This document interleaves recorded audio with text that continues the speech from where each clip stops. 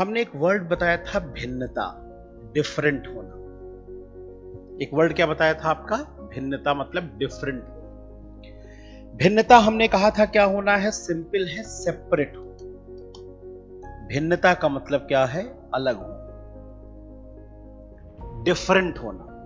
और डिफरेंट किस पे होना? कुछ विशेषताओं के आधार। एक से दूसरा डिफरेंट है किस विशेषता के आधार पर? जैसे हमने कहा मानव अलग है, मनुष्य अलग है और पशु क्या है? अलग है। तो आपने मनुष्य के कुछ कैरेक्टरिस्टिक्स देखे, पशुओं के कुछ कैरेक्टरिस्टिक्स देखे और कहा दोनों एक दूसरे से क्या है? अलग। आपने कहा इन पृथ्वी के लोग अलग हैं, एलियंस क्या है? अलग। तो एलियंस के अलग फीचर्स आपने सोचे और वो ये क्या है? डिफरेंट होने का, कि हम एक दूसरे को फीचर्स के आधार पर अलग क्या कर सके? अब हमने कहा था कि हमारे यहां अलग होने के केंद्र में, सेंटर में कौन है? मानव। हम जब बात कर रहे हैं सोसाइटी के, तो सेंटर में कौन है? ह्यूमन। और मानव दो तरीके से अलग हो सकता है। एक हमने कहा था बायोलॉजिकल बेसिस, बायोलॉजिकल लेवल पे अलग हो सकता है। जैसे मेल वर्सेस क्या है? फीमेल। आप कहते हैं मेल डिफरेंट है, फीमेल क्या है? डिफरेंट। या आप कह सकते हैं ब्लैक वर्सेस क्या है? व्हाइट। ब्लैक अलग है और व्हाइट क्या है? अलग। ये कौन सा डिफरेंस है? Biological, natural. दूसरा होता है डिफरेंस होना सोशल, सोसाइटी के लेवल पे हम लोग क्या होते हैं? डिफरेंट। वो हमने कल क्या बताया था? सोसाइटी के लेवल पे डिफरेंट होने का मतलब है कि मनुष्य जब जन्म लेता है तो उसके पास एक परिवेश होता है, इकोसिस्टम होता है, जिसमें वो क्या करता है? जन्म। जैसे एक लड़की अगर नॉर्थ ईस्ट में जन्म ले और एक लड़की अगर हरियाणा में जन्म, दो जगह पे हमने कहा कि जन्म ले। नॉर्थ ईस्ट क्या है? मैटरनल सोसाइटी, वहां विमेन की रिस्पेक्ट क्या है? ज्यादा। हरियाणा में ग्रोथ ज्यादा है, पर कैपिटा इनकम ज्यादा है, पर महिलाओं की स्थिति बहुत ही क्या है? खराब। यानी लड़की ने जैसे ही एक इकोसिस्टम में वो लिया, उसमें डिफरेंशिएशन किया जाना क्या कर दिया गया? यानी डिफरेंट होना एक डिपेंड करता है बायोलॉजिकल और एक डिपेंड करता है कि किस इन्वायरमेंट में, इकोसिस्टम में आप क्या कर रहे हैं? जन्म। हमने आपसे कहा था कि जब हम कहीं जन्म लेते हैं तो हम लर्न करते हैं कोई भाषा। मैं देवरिया में जन्म लूंगा तो भोजपुरी नेचुरल वे में सीखना क्या कर दूंगा? शुरू। हम लैंग्वेज सीखना क्या करते हैं? शुरू करते हैं। हम सीखना शुरू करते हैं कल्चर की कुछ बातें, लोकल कल्चर। कल्चर हमेशा क्या होती है? लोकल। कल्चर में हम क्या सीखते हैं? खान पान। अगर हम बिहार के हैं तो चावल खाएंगे, पंजाब के हैं तो मक्के दी रोटी और सरसों दा साग। ये कल्चरल सेंस है। जो हमारे कपड़े पहनने, साउथ इंडियन होंगे तो सफेद रंग का वो धोती क्या कर लेंगे? लपेट लेंगे। और नॉर्थ में होंगे तो कपड़े पहनने का तरीका क्या होगा? हम साउथ में होंगे तो वहां गेहूं होता नहीं है, तो वहां इडली सांभर में सब में चावल यानी राइस का क्या होता है? यूज होता है। तो जाहिर बात है वहां का स्ट्रक्चर हमेशा क्या होगा?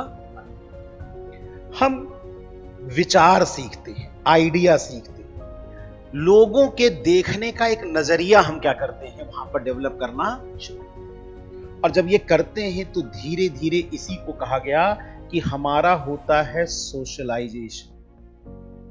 हमारा क्या होता है? समाजीकरण होता है, यानी क्या होता है? सोशलाइजेशन। और ये सोशलाइजेशन हमने कहा ये हमारी पर्सनालिटी यानी किसको बनाता है? इसको कहते हैं, किसको बनाता है? व्यक्तित्व। तो पेपर 4 में क्या पढ़ना है? पर्सनालिटी। आपकी एज हम मान लेते हैं अभी एवरेज 25 इयर्स, 0 साल। जब आप पैदा हुए तो क्या आपका कोई व्यक्तित्व था? नहीं। व्यक्तित्व क्या होता है? पर्सनालिटी अर्न की जाती है, नेचुरल अपने आप नहीं होती है। जब आप पैदा हुए बच्चे की तरफ से तो आपका कोई ये नहीं कहते। देखिए हम कहते हैं सलमान खान की क्या पर्सनालिटी, हम किसी बच्चे की पर्सनालिटी के बारे में कोई बात।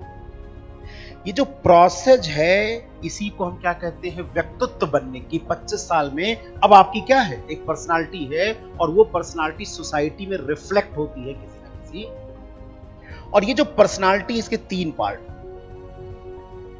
एक होता है आपका एटीट्यूड, नजरिया। एटीट्यूड क्या है? आपकी पसंद या नापसंद उस परिवेश से तय होने लगती। चावल हम खाते हैं और दाल में मिला के खाते हैं, लेकिन जब हम चले गए पंजाब में और वहां दाल चावल मिला के खाने लगे तो उसका नजरिया कि बिहारी आ जाते हैं, दिमाग क्या कर देते हैं, खराब कर देते हैं। यानी जिस परिवेश में हुए उसने आपकी पर्सनालिटी पे इफेक्ट डाला, और आपकी एटीट्यूड का मतलब है आपकी सोशल चॉइस को डिसाइड करना उसने क्या कर दिया, शुरू।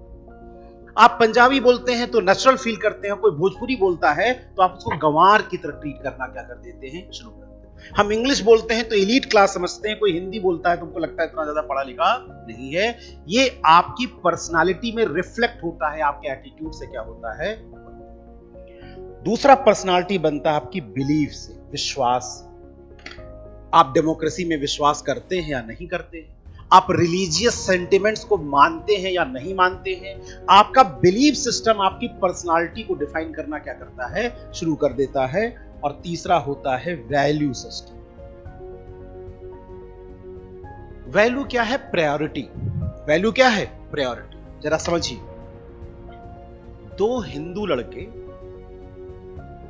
25 साल की उम्र में आईपीएस बने। दो हिंदू लड़के, एक का नाम रमेश है, एक का नाम दिनेश। रमेश बहराइच में रहता है और दिनेश मुजफ्फरनगर में रहता है। दिनेश जब छोटा था तो वहां दंगे हुए और दंगों में उसके मां बाप को लोगों ने क्या कर दिया, मार दिया। लेकिन रमेश बहराइच में रहता था, वहां भी दंगा हुआ, वहां एक मुस्लिम फैमिली ने ही उसको बचा लिया, उनकी फैमिली को क्या कर लिया, सेव कर लिया। यहां से दोनों के एटीट्यूड एक कम्युनिटी को लेकर एक रहेंगे कि अलग हो जाएंगे, अलग हो जाएंगे। बिलीफ सिस्टम कि अच्छा है या बुरा है, यह भी क्या हो जाएगा, चेंज हो जाएगा। और वैल्यू में क्या होगा, जब एक लड़का जिसको बचाया गया दिनेश को, वो बड़ा होगा तो वो कॉन्स्टिट्यूशनल वैल्यूज में क्या करेगा, विश्वास करेगा। लेकिन जब रमेश को मौका मिलेगा तो वो कॉन्स्टिट्यूशन, वो किताब में तो कॉन्स्टिट्यूशनल वैल्यू को देखेगा, लेकिन जब जमीन पर आएगा तो वो कॉन्स्टिट्यूशनल वैल्यू को नहीं, अपने उस रिलीजियस वैल्यू को, उसी से प्रेरित होना क्या हो जाएगा। यानी धीरे धीरे जब सोशलाइजेशन होता है तो आपका क्या बनता है, व्यक्तित्व। और जब आपका व्यक्तित्व बनना शुरू होता है तो यही व्यक्तित्व कहीं ना कहीं कम्युनिटीज के मेंबर के रूप में, समुदाय, कल बताया था आप एक विनय सिंह कौन है, एक इंडिविजुअल, और विनय सिंह एक कम्युनिटी के भी क्या है, मेंबर है। कम्युनिटी कौन कौन सी होती है, रिलीजियस हो सकती है, धार्मिक हो सकती है, कौन सी हो सकती है, आर्थिक हो सकती है, सांस्कृतिक हो सकती है। विनय को जरा इमेजिन करो, विनय की एक पर्सनालिटी, उसकी अपनी पर्सनल चॉइस है, तो हो सकता है वो शिक्षक समुदाय, कोचिंग एसोसिएशन का क्या बन जाए, मेंबर। विनय सिंह थोड़ा सा कास्टिज्म पर विश्वास करता है तो राजपूत समुदाय का क्या बन सकता है, क्या बन सकता है, मेंबर। विनय सिंह को लगता है कि यार स्पिरिचुअल कम्युनिटी होनी चाहिए तो वो ओशो कम्युनिटी का क्या बन सकता है, मेंबर बन सकता है। हर किस समुदाय का वो सदस्य बनेगा और कौन उसकी प्रायोरिटी में होगा, ये डिपेंड करेगा कि उसका व्यक्तित्व, उसका एटीट्यूड, बिलीफ सिस्टम दरअसल क्या है। और जब वो समुदाय का मेंबर बनेगा तो इन समुदायों में कहीं ना कहीं क्या होता है, भिन्नता, डिफरेंट है समुदाय। हो सकता है ये दोनों लड़कियां जो सामने बैठी हैं ये किसी विमेन ऑर्गेनाइजेशन की मेंबर हो और मैं किसी मेल ऑर्गेनाइजेशन का मेंबर, तो हम दोनों डिफरेंट हैं और वहां कॉन्फ्लिक्ट ऑफ इंटरेस्ट भी क्या है, सब। हो सकता है कि मैं राजपूत समुदाय का मेंबर हूं और इसमें से कोई दलित समुदाय का मेंबर हो, दोनों की अपनी पर्सनल चॉइस है और दोनों में कॉन्फ्लिक्ट ऑफ इंटरेस्ट की संभावना क्या हो सकती है, बन सकती है। यानी जब डिफरेंट समुदाय, एक भिन्न समुदाय किसी एक इकाई के रूप में, एक भौगोलिक ज्योग्राफिकल यूनिट के रूप में इकट्ठा हो जाते हैं तो इसी को हमने कहा था, ये कौन, ये क्या होता है, भिन्नता अलग है, डिफरेंट होना अलग है, डाइवर्स होना अलग है। शालीमार अपार्टमेंट पीछे एक है, उस शालीमार अपार्टमेंट में कोई साउथ इंडियन है, कोई नॉर्थ इंडियन है, कोई केरलाइट है, कोई लखनऊ का है, सब एक ज्योग्राफिकल यूनिट में रहते हैं, तो आप कहते हैं ये अपार्टमेंट में डाइवर्सिटी बहुत ही क्या है। लेकिन अगर एक तरह के लोग एक साथ रहते हैं तो आप कहते हैं डिफरेंट लोग हैं, वहां डायवर्सिटी, यानी जब भी डायवर्सिटी को देखना होता है तो वो एक इकाई, एक यूनिट के रूप में हम क्या करते हैं। तब हमने कहा था कि जो विविधता है वो भारत की सबसे बड़ी क्या है, विशेषता है, बहुत बड़ा क्या है।